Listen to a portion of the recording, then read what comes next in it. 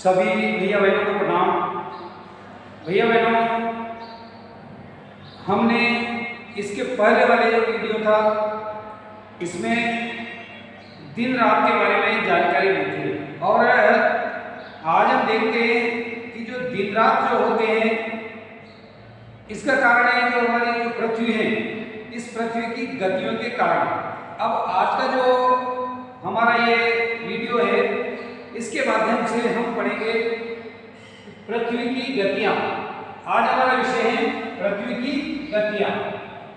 अब बच्चों, पृथ्वी की जो गतियां हैं ये दो प्रकार की गति होती है। एक तो दैनिक गति अर्थात घूर्णन के नाम से जाना जाता है, और एक है परिक्रमण गति। तो जैसा कि आपने देखा होगा कि जो हमारा सूर्य है और जो हमारी जो पृथ्वी है, तो पृथ्वी अपनी जो गति करती है अर्थात घूमती है, तो घूमने को क्या कहते हैं? घूर्णन कहते हैं। आपने देखा होगा जैसे मान लो एक जो ग्लोब होता है अर्थात एक गेंद लीजिए, और उस गेंद के माध्यम से, जैसे गेंद है, गेंद को अगर हम गोल गोल घुमाएंगे तो आप देखेंगे जैसे सूर्य का जो प्रकाश आता है, तो जिधर से प्रकाश आता है उस साइड पे उजाला होगा, और दूसरी जो ये साइड रहेगी उस पे आपके अंधेरा होगा। इस प्रकार से उजाले वाली जो जगह है उस पर दिन होगा। इसी प्रकार से हमारी जो पृथ्वी है वह जो सूर्य है उस सूर्य के सामने वाली जो किरणें पड़ती हैं तो उसमें क्या होगा? दिन होगा, और जो अंधेरा वाला भाग है उसमें रात होगी। इस प्रकार से हमारी जो पृथ्वी की जो गतियां हैं इनमें दो गतियां हैं, एक घूर्णन गति और दूसरी परिक्रमण गति। तो जो घूर्णन गति है ये पृथ्वी का अपने कक्ष पर घूमना घूर्णन गति कहलाती है। समझ में आ गया होगा आपके? अर्थात जो पृथ्वी है, जैसे मान लीजिए आपके यह पृथ्वी, अब इस पृथ्वी को ये अपने कक्ष पर घूमती है, अर्थात अपने जो कक्ष है उन पर घूमती है पृथ्वी उस जगह। इसको क्या कहते हैं? घूर्णन गति कहते हैं। अपने कक्ष पर घूमने को घूर्णन गति कहते हैं। समझ में आ गया आपके? इसके बाद जो दूसरी जो गति है अपने, ये है परिक्रमण गति, अर्थात सूर्य के चारों ओर एक स्थिर कक्ष में, इसमें स्थिर कक्ष में सूर्य है हमारा, सूर्य के चारों ओर परिक्रमण गति स्थिर कक्ष है, उसमें घूमते हैं और उस घूमने को परिक्रमण गति कहते हैं। समझ में गया आपके? अर्थात जो पृथ्वी अपने ही कक्ष पर घूमती है उसे तो क्या कहते हैं? घूर्णन गति कहते हैं। और जो सूर्य के चारों ओर एक स्थिर कक्ष में घूमती है उसे परिक्रमण गति कहते हैं। दोनों गतियां समझ में आएंगी भैया बहनों? तो पृथ्वी की कितनी गति होगी? दो, एक तो घूर्णन गति और दूसरी परिक्रमण गति। घूर्णन गति समझ में आ गया, अपने कक्ष पर घूमना घूर्णन गति हो गई, और सूर्य के चारों ओर एक स्थिर कक्ष में घूमने को परिक्रमण गति कहते हैं। अब जो आपने दोनों गतियों के बारे में जानकारी ले ली। अब जो कक्षीय समतल क्या है बच्चों? कक्षीय समतल। तो कक्षीय समतल पृथ्वी का अपने जो अक्ष पर एक काल्पनिक रेखा है, ये अपना जो अक्ष है पृथ्वी का वह एक काल्पनिक रेखा है, और जो इसके कक्षीय सतह से 66 से 1/2 डिग्री अक्षांश पर यह कोण बनाती है, और वह समतल जो कक्ष के द्वारा बनाया जाता है उसे कक्षीय समतल कहते हैं। समझ में आ गया आपका कि जो पृथ्वी है वो अपना जो अक्ष है पृथ्वी का वो एक काल्पनिक रेखा है, और इसके कक्षीय सतह से 66 से 1/2 डिग्री का कोण बनाती है। ये समतल जो कक्ष के द्वारा बनाया जाता है उसे कक्षीय समतल कहते हैं। तो कक्षीय समतल समझ में आ गया। अब आगे बात करते हैं, जैसे आपने देखा होगा कि ग्लोब, तो ग्लोब है ये क्या है? पृथ्वी का एक छोटा रूप है, अर्थात ये भी एक पृथ्वी है। जिस प्रकार से अब ग्लोब अपने जो अक्ष होता है उसमें घूमता है, तो जो प्रदीप्ति वृत्त है ग्लोब पर एक वृत्त जो दिन और रात को विभाजित करता है, अर्थात जैसे ये पृथ्वी है, अब इसका जो आधा भाग है ये अपने यहाँ रात है और ये दिन है, तो ये दिन और ये रात। समझ में आ गया ना? तो दिन और रात एक ग्लोब पर एक वृत्त होता है जो दिन और रात को विभाजित करते हैं, उसे क्या कहते हैं? प्रदीप्ति वृत्त कहते हैं। भैया समझ में आ गया प्रदीप्ति व्रत किसे कहते हैं। तो जो ग्लोब पर एक व्रत होता है और ग्लोब पर वह व्रत जो दिन और रात को विभाजित करता है उसे क्या कहते हैं प्रदीप्ति व्रत। अब जैसा कि आपकी एक जानकारी के लिए बता दें भैया बहनों कि जो दिन रात जो होते हैं, दिन रात आपने देखा होगा कि पृथ्वी जो होती है वो अपने कक्ष पर एक चक्कर पूरा करती है और एक चक्कर पूरा करने में लगभग कितना समय लगा देती है 24 घंटे। कितना टाइम लगा देती है 24 घंटे लगा देती है। अपने कक्ष पर जब घूमती है तो घूमते समय उसको कितना समय लगता है 24 घंटे और 24 घंटा जो लगा देती है तो इसे पृथ्वी की क्या कहते हैं दैनिक गति के नाम से जाना जाता है। दैनिक यानी रोजाना, अर्थात 24 घंटे रात और दिन में पृथ्वी अपने कक्ष पर घूमती है और वो चक्कर पूरा लगाने में कितना समय लगाती है 24 घंटे। और इस घूर्णन का जो समय होता है जो काल होता है वो पृथ्वी का एक दिन कहा जाता है। आपने देखा एक दिन हो गया अर्थात 24 घंटे हो गए, उसके बाद फिर 24 घंटे होने के बाद रात और दिन पूरा होने के बाद दूसरा दिन लग जाता है और दूसरा दिन लगते और वह दो एक दिन हो जाता है। तो 24 घंटे का एक दिन हो गया अर्थात रात और दिन को मिला करके और 24 घंटे हो गए और उसे है पृथ्वी क्या कहते हैं दैनिक गति के नाम से जाना जाता है। समझ गया होगा आपके दैनिक गति किसे कहते हैं। और पृथ्वी अपने कक्ष पर घूमने में कितना समय लगाती है 24 घंटे। अब हमारी जो ये तो गई आपके दैनिक गति अर्थात घूर्णन गति, दूसरी जो गति वो है अपने परिक्रमण गति। कौन सी भी है बहनों परिक्रमण। परिक्रमण गति का जैसे पहले भी आप पढ़ चुके कि सूर्य के चारों ओर एक स्थिर कक्ष में घूमने को परिक्रमण गति कहते हैं। वही वाली बात है कि जो पृथ्वी की जो दूसरी गति है ये पृथ्वी की दूसरी गति से परिक्रमण गति करते हैं।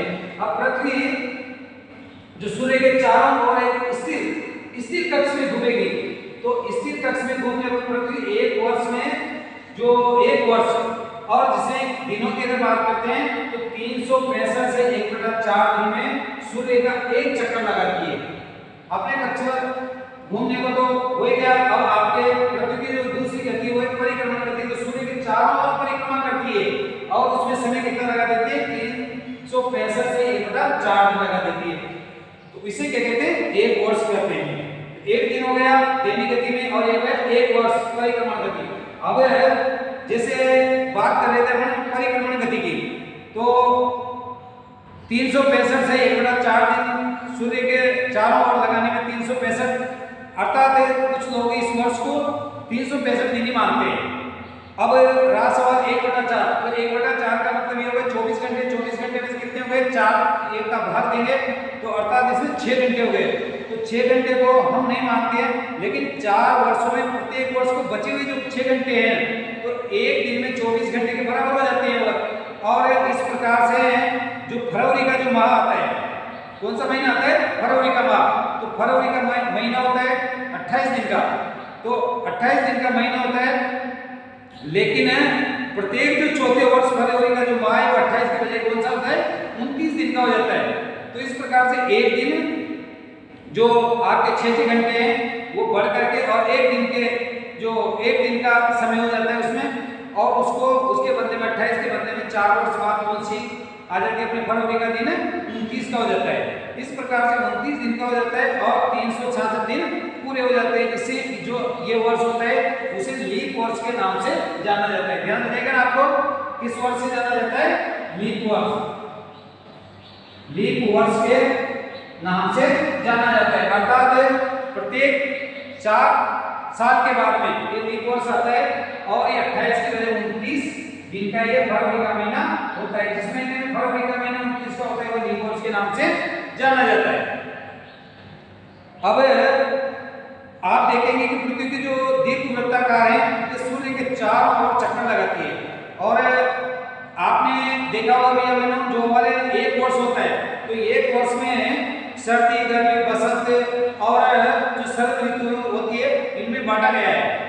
तो जब पृथ्वी के परिवर्तन होता है सूर्य के चारों ओर पृथ्वी की जो गति होती है अर्थात पृथ्वी की स्थिति होती है उसी के कारण ये हमारे सूर्य के चारों ओर जब स्थिति पृथ्वी की स्थिति में परिवर्तन होता है और उसे ही हमारी जो ऋतु है परिवर्तन होती रहती है।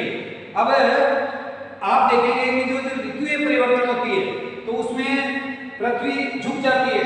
तो सबसे जो छोटा दिन और ये आप देखेंगे सबसे छोटी रात है वो सबसे लंबा दिन, अर्थात है सबसे छोटी रात है वो सबसे लंबा दिन, ये होता है अपने 21 जून को। भैया आपको समझ में आ गया?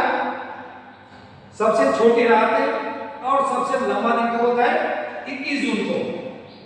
अब जैसे पृथ्वी जब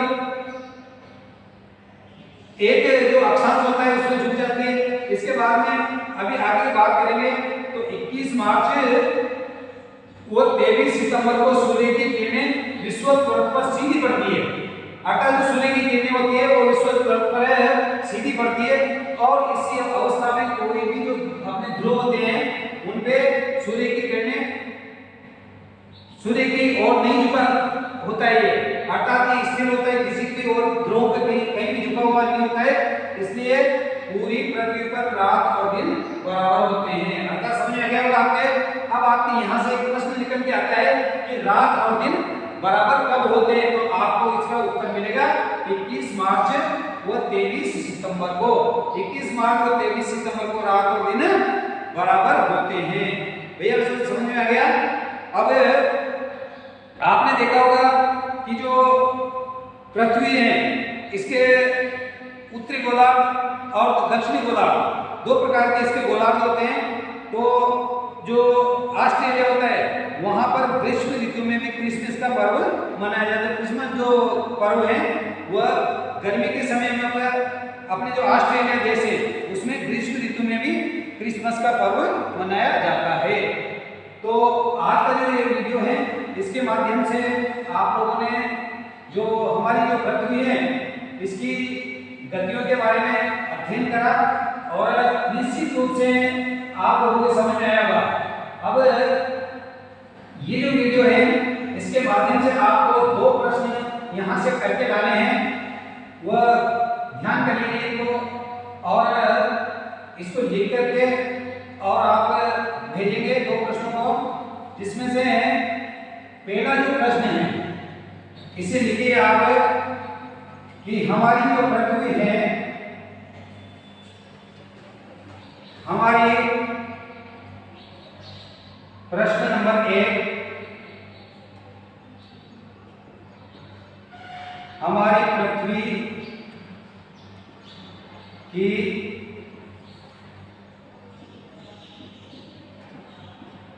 कितनी गतियां होती है, अर्थात पृथ्वी की कितनी गतियां होती है।